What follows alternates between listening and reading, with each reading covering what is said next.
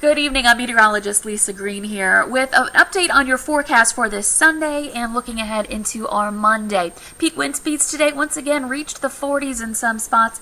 Peak gust of 48 miles per hour in Sisseton, 43 in Gwinner, 40 in Valley City, a lot of places into the 30s. So once again, that's helping to drive some spread of some brush fires. So once again, keep in mind you do not want to be lighting fires, starting fires. In fact, there are burn bans, and don't be tossing those cigarettes out the window of your car. And if you're going to be outdoors smoking, put them in a designated container once you are done.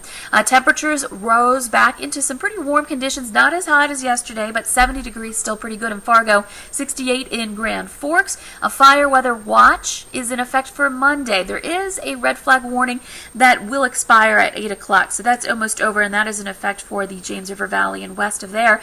The rest of us under a fire weather watch Monday afternoon. For more dry conditions, temperatures are going to warm up, which means decreasing relative humidities generally, and again, those winds strong, helping to create some critical fire weather conditions. There are some places in the tri-state getting rain this evening. That's eastern parts of Minnesota where they have some storms ahead of a cold front that already passed through the valley and some severe storms that have occurred in the Sioux Falls area.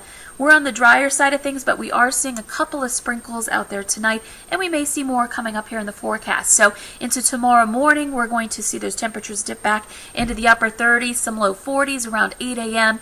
Mostly sunny skies to start the day with a few clouds here and there. The wind on the lighter side to start, but it begins to pick up into the afternoon, around noon into the 20s, and we'll see some wind gusts into the 30s and even 40 mile per hour, or more 40 mile per hour gusts rather, into the day on Monday.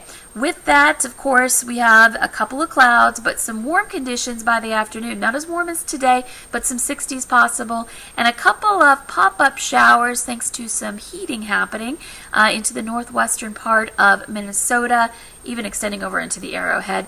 Some of those just bringing some very light sprinkles to that part of our viewing area. Otherwise, still very dry with critical fire weather conditions in effect for Monday. Eventually that winds down. Temperatures again rising into the 60s in the southern and eastern part of our, or western part of our viewing area rather, and the wind stays strong through the evening hours until late tomorrow night when things start to quiet down once again.